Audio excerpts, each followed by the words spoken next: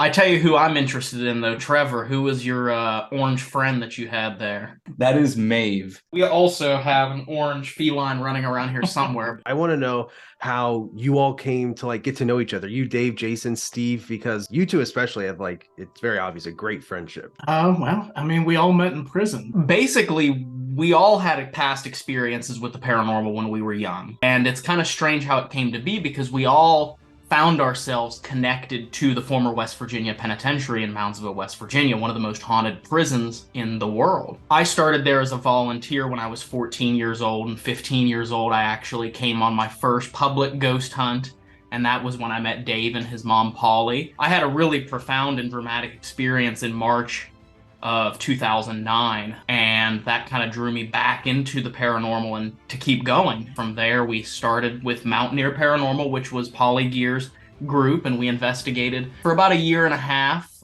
together with Mountaineer Paranormal, and then Dave, Steve, and I decided that we were going to embark on a paranormal journey that involved a video project, and we weren't too sure what it was going to be. This is like July 2010 that we were really starting to hash out this plan of creating this quest, this paranormal quest. That's when we came up with the name, was July of 2010. I mean, our original goal and format of the show was for actually local TV. I feel like you can still see that style in your guys' content, though. Like shot very episodic. Of course, you have like the seasons, the episodes, but just the way you're shooting, the camera angles and everything, the interviews, how you're tying in the B-roll with the audio. Yeah, it always was a goal because I've always been, well, we all have been very fascinated with video production, but there was a huge leap in the quality of our show whenever I ended up going to college. I went and studied cinema production at Point Park University, and I got a bachelor's degree in cinema production, and I focused very heavily on editing. And then 2017, our friend Jason came on board, and Jason, we had met in 2009, actually. Funny enough, I met him when I was volunteering at the former West Virginia Penitentiary, so we met Jason in prison as well. He came on a random February, cold February night. This skinny little blonde guy, about a year younger than me, and I was 15 at the time, so he was 14. And he opened up his mouth and spoke and came out with the voice of an 80-year-old grandpa. So. He has the greatest voice. The best way that I can say to describe Jason, and multiple people have told us this, they just say, Jason's a character. Yeah. And you don't know what type of character he is, but Jason McKinney is Jason McKinney. He is himself. He is unapologetically himself. And I think that's what you want. Yeah. I feel like every season that you guys have, we get a new Jason. It's awesome. Like, what can we look forward to? Yes, the evolution of the McKinney. Some groups have it and some don't, and we're still trying to find our niche, but like you four are just perfect. Yeah, we don't have it. Yeah, we suck. Armand brings everything down. It happens. I think what really made us work so well together is because we genuinely are best friends. We're like brothers, we have this bond between us that I think that's why we always work so well together. Not to say we never had disagreements. I mean, because we've had disagreements, but it's that connection that even through the disagreements, we never stopped being best friends. We never stopped being brothers from other mothers, So. Ryan, are you okay talking about that experience in 2010 that you said got you started in this? I came on and started volunteering at the West Virginia Penitentiary, and I was painting for the decorating building for the haunted house, the Halloween attraction that they have every year. 1 month later, I came on the very first private paranormal investigation to help Lori out, and she always started by giving the group that was investigating a tour. And so as they were on the tour, I had invited a friend of mine named Joe to come with me and to walk around the prison and show him. And so we were trying not to disturb them. They were out on the north yard. We went up to the psych ward. I had just got a brand new digital voice recorder, my very first one that I'd ever had. And I said, I'm going to do an EVP session with you, Joe. And we sat the digital voice recorder down in the center of the floor, and we went off and sat in the middle of this giant ward room. I mean, it's a massive, huge room. Everything got really quiet all of a sudden. And we stopped and waited for the next question. And in that silence, we absolutely did not expect what happened, because it sounded like someone in the room fired off a shotgun. It was so loud that the walls shook. I mean, I remember the hair on my head actually moved. Like you could feel, I don't know if you've ever been in a room when someone fires off a gun in an enclosed space. You can feel the percussion off of that firearm. And that's what it felt like in the moment in that room.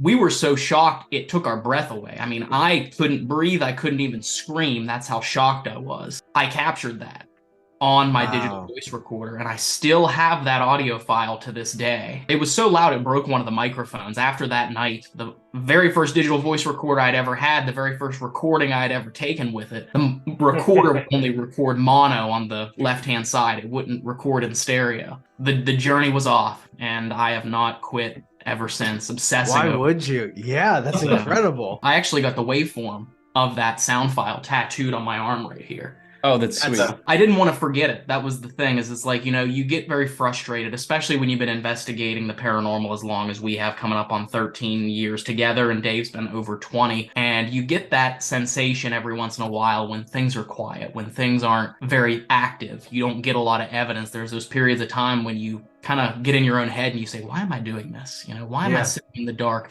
talking to myself? I think I've gotten through like 85% of your guys' stuff, because I didn't start with the paranormal, so you guys were kind of like my first like teachers almost. So I appreciate you guys continuously pushing forward. Well, thank you for watching. We appreciate it. Yeah, thanks, Caleb. That means a lot. No, I feel like we all share a piece of that. I feel like anybody that's interested in becoming some type of paranormal investigator, you're always chasing that next piece of evidence or that next experience.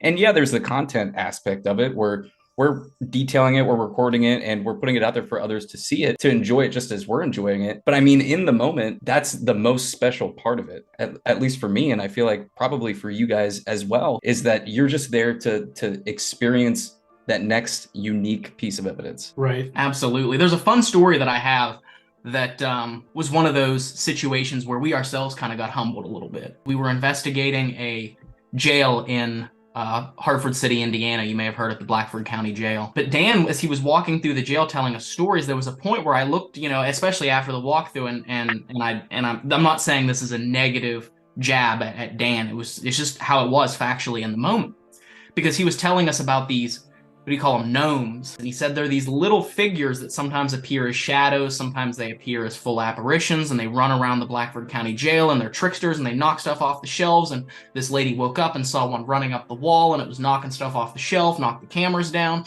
And when the interview was done, I was kind of left with that, okay, you know, like I have a very open mind, but as Jason McKinney always said, it's good to have an open mind, but not so open that your brain falls out. Adding on to that story, that we were there investigating that night, and we were with the Foreman brothers with Paranormal Nightmare TV series. We were investigating with them, and at the end of our investigation, we were walking into the sheriff's office right across from where the jail was, where one sheriff passed away of a heart attack. But as we were all walking out of the cells and into the hallway, Sean started to walk into the sheriff's office, and Sean Foreman heard and saw this short little shadow that couldn't be any more than 2 feet tall run in front of him. And he heard it on the carpet, and lucky enough, one of us, I can't remember who was running the camera, one of us was right behind him, filming him, and we caught that little short shadow running across the floor in front of him. And we thought it was the cat that lived at the jail at first, but we immediately ran into the living room. Within 5 seconds, ran in there, and the cat was asleep on the couch. So the cat isn't going to jump up and fall asleep that quickly. We don't know what it was that we caught, but I was humbled a little bit because I looked at a story that someone else told me and said, okay, sure. And then learned very quickly that I don't know anything, that there could be something out there that is something that I don't understand or I haven't experienced. So Dan is awesome. And if you're okay with it, Trevor, do you want to tell our Blackford County story? This is maybe my second or third hunt at this point. So I'm still like interested in like getting, like I said, that new experience. And I always go in with like kind of a questioning mind, because I want to capture something. I want something to happen to me, for me to hear something so I can believe it with my own eyes or own ears. And so I'm heading up to the attic by myself. I have a voice recorder with me. You know, that noose that's up there in the attic. I was just standing in front of that with a camera on me and just asking questions, as you guys were saying, just the typical questions that you ask into a voice recorder. At one point in the video, you can hear me say, I think I saw something over there. And at one point, you can see what looks like an actual person up there. And we come to find, after we left, that somebody was there.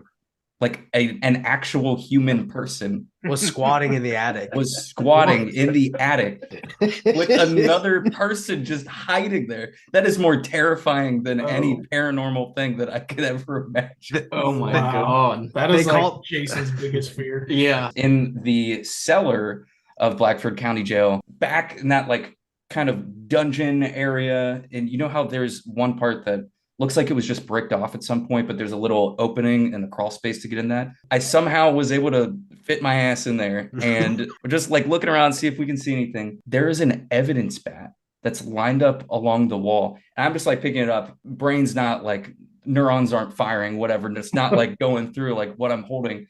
And then I read an evidence tag. We found out that it was a real murder weapon that I was holding, and it was split. Like it was hit on somebody so hard that the bat just split. Why was it just down there? They said they leave all the evidence there, and somebody that had investigated had moved it from like the main part of the basement to the little tunnel cubby that Trevor crawled in. But Dave was like, "Yeah, that's a murder bat. Like that's our murder bat. That's our murder evidence bat from the '70s." But we were talking about locations, and you guys have been everywhere. I want to know, like, what's your dream location? Like travel, money, none of that stuff matters. Like, where would you like love to go? Well, I think for me, it's recently changed because of our friend Amy at Amy's Script. The Edinburgh Vaults, I think, would be where I want to go. That's our next big step, our goal, you know, because after traveling overseas to Australia, we got a taste for, that was the first time Dave had ever been on an airplane, was the 24-hour flight to Australia. I picked a good one. So now we have the taste for international travel. We want to try to, at some point within the next couple of years, year or two,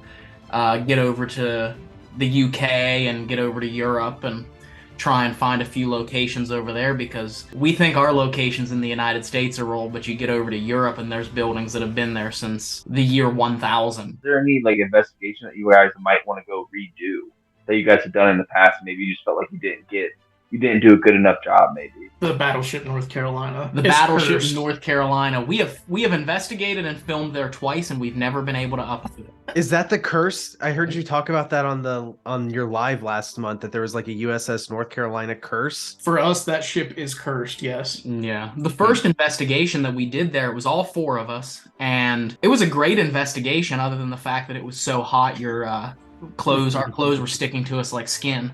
It was like middle of summer, I think it was August, and they turn off the air, the fans that blow through the battleship because they're just too loud. You can't investigate with those fans going. So it is stagnant air. It was almost 100 degrees inside, and we were just drenched by the end of the night. And we were sunburned. And well, yeah, Jason was really sunburned. Jason had sun poisoning that night. He did. Oh God. And he hit his head going up to the bridge where the captain would have sat. He was going in there and he hit his head and chipped his tooth. But we didn't get to put that investigation out because a couple months later we were at St. Joseph's Hospital, and we were trying to actively dump footage because it was such a huge location. Footage dumping station just happened to be in the walkway. And as we were moving back and forth between, one of the cords got kicked and the hard drive fell down on its side, and all of the footage that we had we still haven't been able to get that footage off of there. So it is still lost to the external hard drive. But then the second time we went back, we were invited to come back, and we were going to investigate with Connor Biddle and India Hopwood from Paranormal Encounters. We were getting ready to go over to the battleship, and Connor says, "I'm sick, I can't go." And so India still came up, but she brought her mom with her. And it just so happened that night there was this employee that was like the caretaker. He was one of the caretakers working there at the time. And we won't go into the gory details of it, but by the end of that night, we woke up the next morning and we had to abandon the entire investigation. This man was like creepily stalking India and her mom, and was cursing about his bosses, and he yelled at Dave and got in his face screaming because he thanked him for his military service. And so we complained, and luckily the battleship understood, and they reimbursed us for our fee for our investigation that night. And I guess he lost his job. But so we'd like to get back to the USS North Carolina, maybe investigate again. But your guys are on investigation like 1,000 by now, but I think we've done about 20 something, and we've really noticed that it's all about the mentality that you take going into it. Like the whatever's in these locations are super sensitive. And that's something that I respect about you guys so much. Not only are you guys having fun, 13 years after you started, but you guys literally are in the moment every single time, and it's just a blast to watch. You're right about that, Caleb, is that, you really do the attitude that you bring in and the emotions that you bring in really do impact the experience, not just internally, but externally, it seems like with the paranormal. Really quick, I want to tell you one, I know we're doing, Yeah. I go off on No. stories here. So You guys can we got all the time in the world. Yeah, go for it. speaking of, you said that, here's an example of the opposite that happened. I already know where this is going.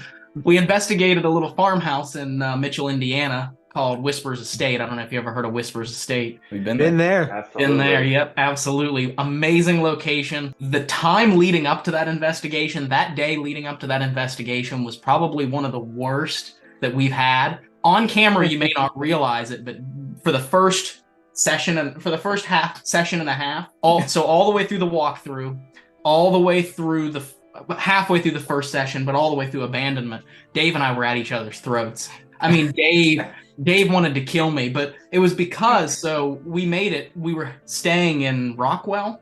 Mm-hmm. We were staying in Rockwell, 2 hours away from Mitchell at an Airbnb cabin. We drove 2 hours all the way to Mitchell, got to Whispers Estate right before we were supposed to get let in. And I opened up the bag and I said, oh no, we forgot all of our memory cards back at the air. Because we had just investigated Indiana State Sanatorium the night before, so I was dumping everything. And I had left all the memory cards sit on the table in the Airbnb. So we take off, we're like, we have to go to Walmart and buy cards. And we knew how much it was going to be. It's an automatic $150, $200 worth of memory cards that we're going to have to spend to get all of our cameras outfitted with memory cards. So we're already in a bad mood, but on the way there was this zone where the speed limit changed.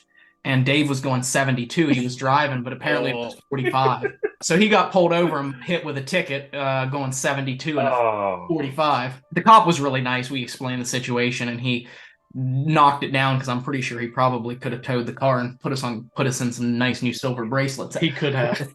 And I think that helped kick off the activity because the sour mood influence. They say there's sometimes it's like a portal or there's portals in the house, and that we feel like our negative attitude drew out something very negative. Mm-hmm. Did you guys have any weird tension or anything in that house with each other? Well, first of all, it's weird you got pulled over because we drove separate there that night, and one of our guys, Elliot, got pulled over on the way there too. Oh wow! And the cop was really nice and let him off. So that's interesting. I don't know about tension, but that was like our first real experience with poltergeist activity. My brother-in-law Steven was with us. He hasn't come to much because, like Trevor said, he's more of a chicken than I am. And we were all sitting around a table doing a spirit box session. We have 5 cameras pointed in different directions, and you can clearly see all of our hands on top of the table. And his iPhone, which is kind of heavy, is literally just dragged and pulled off the table. And he just has this blank stare, just looking at it like, what? And he hasn't come back since. That was 9 months ago. He's never come back. He's never come back. I will say one and done.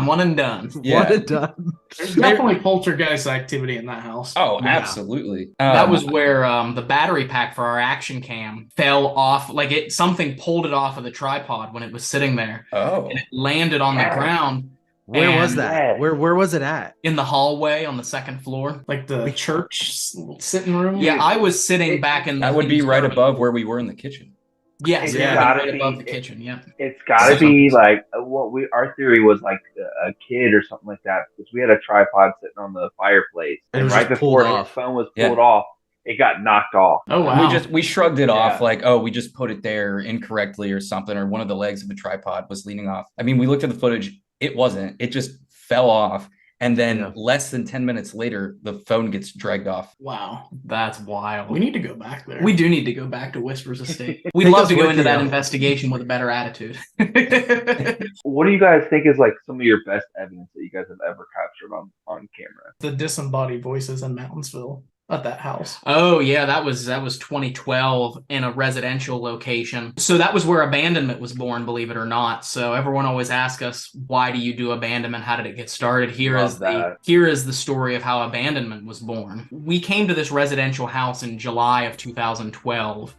And we had been asked to investigate it by a researcher named Chris Dedman, and he was from Kentucky, didn't want to drive all the way up to West Virginia to find out that this house wasn't haunted. So he was looking around, and he contacted Steve, actually, and Steve was the one that got us in contact with the family for all of us to go in and investigate. And we got there, and the family had also invited another paranormal team. They're great people. We've known them for years, too, but then they also invited 4 of their friends.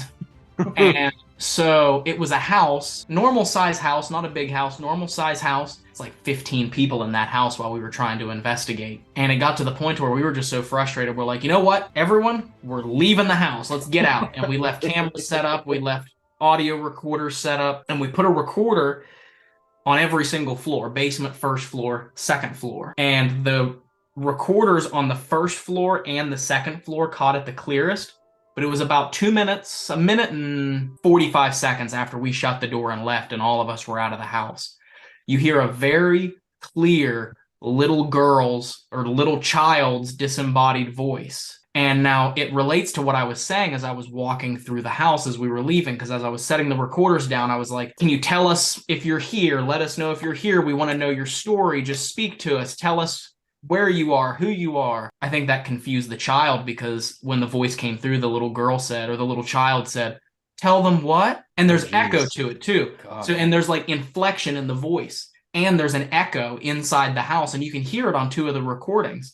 And then you hear a woman right after her say, we don't do that.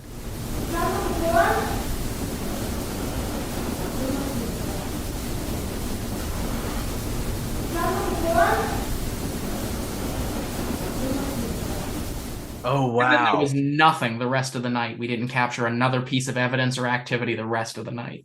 Whoa. That gave me chills. It's a monotonous process for the review, which Dave's the unlucky one, because the way we do it when we start a week of putting an episode together, I start editing, I put the interviews, the walkthrough, the beginning part of the episode with the history. I start working on that, and Dave gets the task of going through all the abandonment.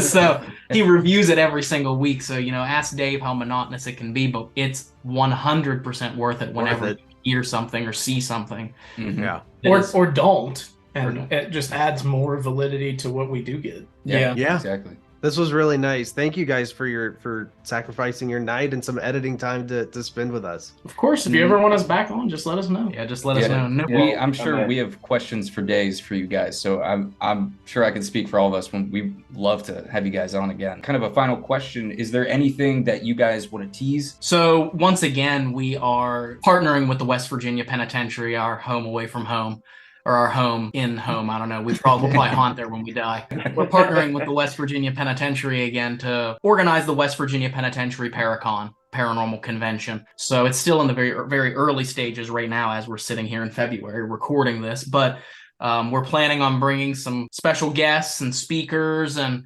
getting to have tours and investigations of the penitentiary and to just have fun and celebrate the paranormal in one of the most haunted places in America. Yeah, there'll be a lot of cool vendors there. That'll be September 9th of this year from 11 a.m. to 5 p.m. And then we also always have VIP overnight investigations where you can investigate with our VIP celebrities for a couple hours, and then you get free roam of the building. We don't know who the celebrities are yet, but Not yet. But it'll be good. Oh, yeah. absolutely. It'll be a lot of fun. I know you guys said you just started this a few months ago, and it's if you get too caught up in the end destination, you lose track of the journey, and that's what it's all about, is the journey. And so The quest. it's all about the quest. That's right. It's all about the quest. And that's kind of where the name came from early on, was, we were all about going on a paranormal quest. And yeah, of course, the content creation and the YouTube specifications and algorithm definitely do take up a huge chunk in our brain, but sometimes we just stop and we think, wow, what we get to do is really cool. And so I guess the best advice I would say is never lose that spark of, look at what I'm doing, this is really cool. With your Yes. buddies. Absolutely. That's right. Yeah, and never ever let the trolls and the negative people in this field who want to try and bring you down, never ever let them get to you, because once they get to you one time, every single time they will continue to get to you. And if you don't let them, you don't have to worry about trying to bring you down. So Yeah, that's a good point. Thank you so much for doing this. Again, broken record, but it meant a lot. I mean, you guys are a big deal, and taking the time to talk to us, we really appreciate it. of course, Absolutely, you're welcome. And we had a blast too, so we appreciate Good. you having us on, and thank you for the chat and the fun conversation and guys, the support. the stories. Oh my gosh, I'll never forget that story. I'll forever have that image ingrained in my brain of Trevor sitting in the attic of the Blackford County Jail with some squatter you do in your the corner sweeps. getting ready to murder him.